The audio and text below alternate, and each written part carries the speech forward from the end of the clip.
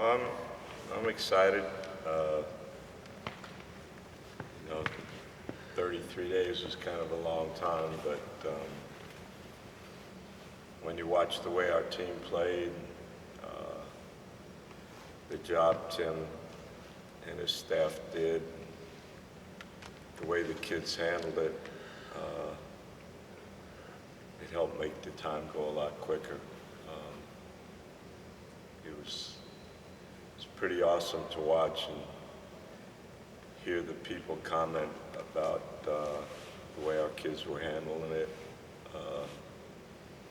and the job Tim was doing. It was something that I really, really appreciated. The other thing, when you go 9-0 and you're sitting there and missing that time, it makes it even better. It makes it pass a lot quicker. You've always said that you like practice more than games. What was it like to watch the games? I when I left, I told Tim that, I got to practice till the very first game. But when I left, I told Tim and the staff, don't look over your shoulder and do what you would expect me to do. I just wanted him to feel comfortable coaching the team, and I never doubted for a minute that the kids wouldn't rally around him. And I think their effort showed that, and their enthusiasm showed that, but I did miss that part. I got to watch a lot of basketball, but you're watching games, it's not being around the kids. That's the thing I miss most, being around our team. Saw the video of you walking into the locker room after the game the other night. What was that moment like? And everybody kind of erupted. That was pretty neat. I was allowed to come back to the facility, so I watched the game from my office because I wanted, there was some issues with some of the kids I wanted to address. We just finished the exams, and so I wanted to be here close by when the game ended. But, my son and daughter watched the game with me, and but I didn't anticipate that. That was pretty neat. That makes you realize that's why you coach. Having not been able to see him, from day one, were you surprised to see some of the things that happened, like Tolbert, the way he stepped up, and some of the things like that you saw on the court? Well, I got to watch, Jordan a lot when he was at TCU. And, I got to coach him in practice and watch him. But, you don't expect somebody to get 23 rebounds and then follow it up with 19 rebounds and having to step up in a, really big game against Michigan with Marcus getting hurt. That was impressive to me. But, I got to see these kids in practice, and I was pretty confident that, we had some kids that have put the NCAA behind them and were ready to perform at a high level. And then the support, I think that, I felt we all got after the penalty was imposed. I think that helped the kids move on. But, we got a big part of our schedule coming up, and I think the nice thing is they got a lot of confidence in these games we've had. Jordan, sitting out really needed these 9 games along with the freshmen. So hopefully he'll continue to get better as all the kids will. How do you combat, but you personally as well as this entire organization, combat the frustration of, hey, we've got a 9-0 basketball team, but the carrot of the postseason isn't out there this week? Well, I think we got to move on. I think the kids have done a great job of moving on. When you listen to the commentators, they all talk about the fact that the kids can't go. And, at some point in time, we can get into whether it was fair or not in terms of the kids are concerned. But, I hope I handle it as well as they do. Their carrot is to go out the next game and continue to try to get better and focus on the task at hand and not look at, what we're not allowed to do. That doesn't help one bit. We will penalize, we accept it, we're moving on. And we don't even talk about it. I don't think it does any good. The only thing that, we can do is try to, make people understand we're a quality team, we're character kids that handle adversity the right way, and we got to continue to do it that way. Since you brought it up, do you think it was fair? I don't want to get into whether it's fair or not. I think at the proper time, I'll have a lot more to say. But, again, the kids, they were disappointed when the penalty was passed on. But if you see the way they've performed, you realize they've gotten over it. And just going around the community, since I've been back and hearing people talk about the team and what they've accomplished, how proud they are of them, that's pretty darn good in my mind. That's a pretty good reward. There's nothing we can do about it. We can't change it except go out and keep trying to be the best team we can be. What messages did you relay to them in your first meeting back with them? Well, one, I told them how proud I was of the job Tim did and the staff,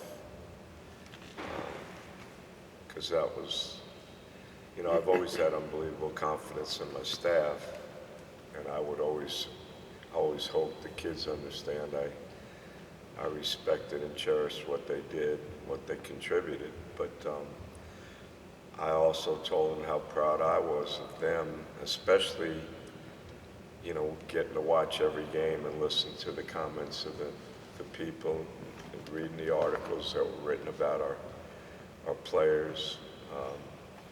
I told them that really was something that meant a lot to me. And then I told them I didn't want to screw them up. I got to get up to speed, because I didn't tell Tim or any of our staff how to coach. I felt all along our values were all the same, and the things that we do every day in practice were not going to change, but I wanted Tim to feel comfortable in doing what he felt was best. And now I want to get up to speed and understand what we were trying to do and how I can help support that. Where'd you watch the games? Pardon me? The first 9 games. Was it at home mostly? No, I was all over the place. Got to spend a lot of time with my grandkids. Not as much as I would have liked. Got to spend a lot of time with my family, which sometimes during the season you don't get that chance. Watched a lot of basketball. But I was just counting the days, to be honest with you. I didn't realize 33 days went so slowly. But it's over. Those moments when you're sitting there watching your team play on TV, what's that like? Again, sometimes it was tough, because a lot of them, they came, thought I was going to be their coach, but when you realize, you got people that work for you that you trust and have confidence in, it makes it a lot easier. And then I can't say it enough, the fact that the commentators, you know, they were always talking about our penalties, which I think sometimes there was a little misinformation out there concerning that. But then when you hear them comment about the attitude of our kids and the way they were playing, you know, how complimentary they were about their attitude and the way they played together, that made watching the games a lot easier than I expected. Are you going to be full strength with Keith and Marcus? Keith's back. Marcus has been limited in practice. I don't know how, you know, he's going to be in terms of the next couple of games, but I think he's really worked hard. I went in and looked at the scale. He was down under 235, which, you know, I saw him in prep school. He was over 300 pounds. He's done an unbelievable job. You know, Carlos has helped him in that respect. So I'm hopeful he'll be back. Whether he'll be back at full strength at Kent State, Colorado, I doubt that. Keith, I'm pretty confident he'll be back playing at a high level. You mentioned the desire to catch up and on what the team did under Coach Jankovic. When a player takes time off for an injury or transfer, they talk about rust. Is rust an idea that can apply to a coach? And how do you need to catch up? I went through this one other time. I had hip surgery in Detroit and I think I missed 18, 19 games. This is what I do every single day. When I watch a game, you know, I try to learn as much as I can and get a feel for what I need to do, but it's like getting on a bike. My biggest thing is I don't want to disrupt what's been going on. You know, I want to be supportive of what Tim tried to get the kids to do. And then, you know, Tim and I talked about some of the things that I feel we need to continue to do and some things that I think we need to work on to get better because, you know, look at our schedule now.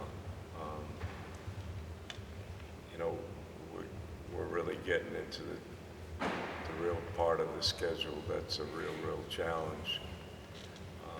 And everybody knows these games now are just ways to show the things you do well and find out the things you do better. And I got to be supportive in that regard. But I had teased Tim, and I would like to sit next to him and gradually, you know, move in. I don't want to mess things up in any way, but you know, when you're my age and you've done it as much as I've done, been privileged to be around as many great coaches as I have, it's not a real challenge to get back. Obviously, a perfect season takes care of the motivation for now. That's when I read that kind of made me a little bit uneasy. You know, and I don't want to take away from anything we've done, but you know, we're playing. You look at our schedule, I don't see any easy games anymore. Not that any of our games are ever easy, but to be talking about that to our team and hearing those comments, that was, aside from some of the misinformation that was out there, that was the most uncomfortable thing for me to read, because we got Kent State, and that's the only thing we got to focus on. I think Tim did a great job of making the kids realize we got to go game by game and be prepared, and I think we did an unbelievable job in that regard. If there is a loss or two down the road, do you think the motivation will still be there for this bunch? As you talked about some of the other things. Yeah, you know, our goal once we heard the penalty was to try to be the best team we could be and respect the game, respect each other, try to improve, and to try to, do well in our conference. And that goal hasn't changed at all. Our conference is getting better and better. We're the defending champs, both tournament and regular season. So, whether we win or lose, I've never focused on that. I just focused on getting better, and that'll never change. And I don't think our kids will be distracted by that. The disappointment is over, because we wouldn't be playing at the level we're playing, and we've all accepted that.